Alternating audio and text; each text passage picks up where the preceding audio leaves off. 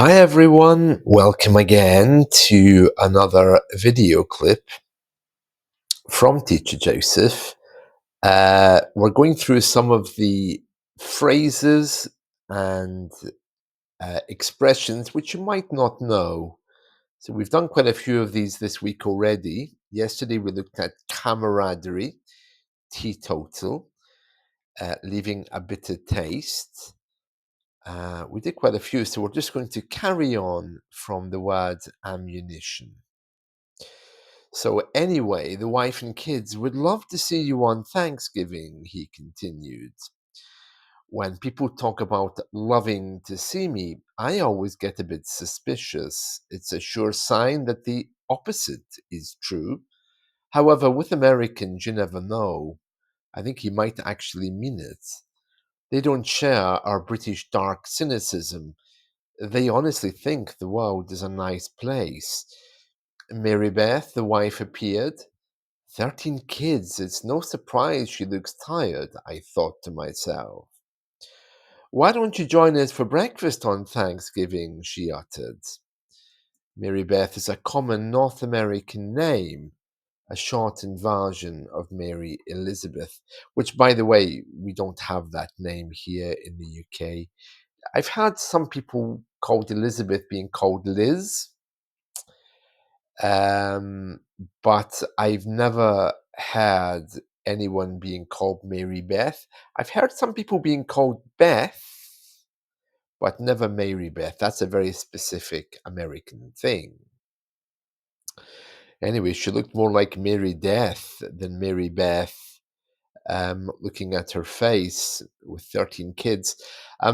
Okay, I could see there really was no escape. Breakfast might be a way out of this because they will be up and ready for church on this auspicious day. Okay, auspicious just means special, reverential, uh, a day which is thought of as being somehow sacred. We can also use the word with people. So I gave in. When you give in, it means you surrender. I gave in. I surrendered. Okay, so I gave in to their request for breakfast. You can give in to your children's constant harping on. That means never shutting up. Constant harping on that they want something. My cat, he got me up really early this morning for breakfast. I was lying in bed, and as cats do, he kept jumping on me until I gave him his food. So that's me giving in to his demands. If I come and steal your TV and I tell you that I'm only going to give it back if you book English lessons with me, you might give in to my demands to give in. Okay, so I gave in breakfast with the neighbors, then I'll spend the rest of the day recovering. The youngest, that's the youngest child, we often abbreviate this just to the youngest. It's a perfectly okay noun. The youngest has been practicing playing the American national anthem. I only know that because it woke me up a few days ago. Okay, so playing. I'm referring to playing a musical instrument here. So he wasn't playing football with the national anthem, he was playing the piano. Okay. But of course, I would never mention that to them, that it kept me awake. But the mother did mention it. Samuel has been practicing playing the American national anthem on the piano, the mother said proudly. I bit my lip. Yeah, when you want to say something and you choose not to, you're biting your lip. All right. So, for example, um, if you know that saying something to me is going to upset me, then you won't say it. You bite your lip. So sometimes, in our darker moments, when we really want to say something to our children or to our husband or wife, we take a second thought and we think, you know what, I'm just going to bite my lip in this situation.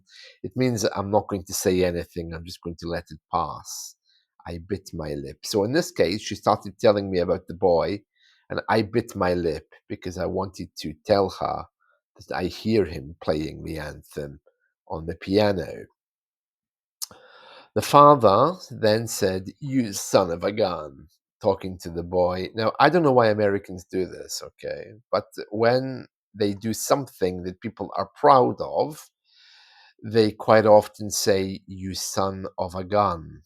I have no idea where it comes from. It's not something you will ever hear in British English, but Americans always say that. Fathers say it to their kids, "Oh, you son of a gun, you passed the exam."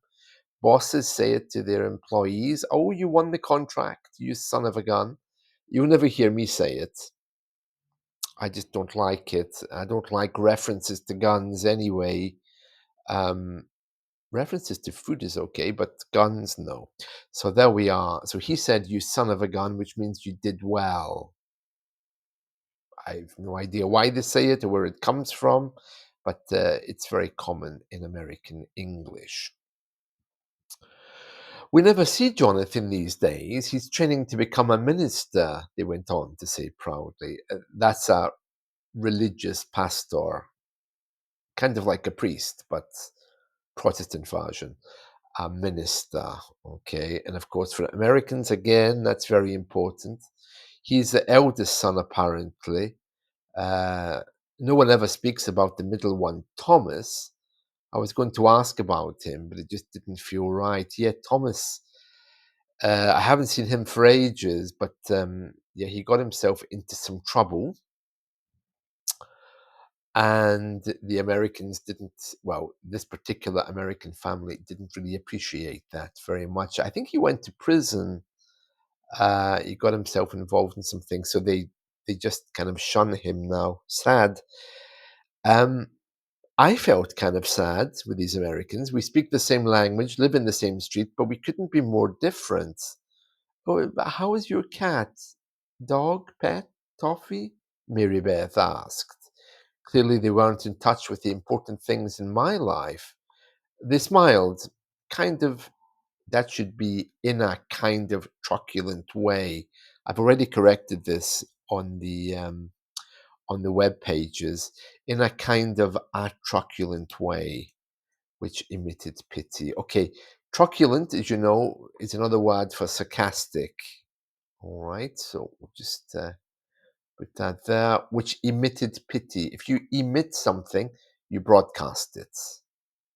Okay, so something which is giving a signal, it's emitting a signal. Okay, we have a little bit there left for tomorrow, so we'll end there. So I bit my lip is probably the most useful idiom in this one today. I bit my lip.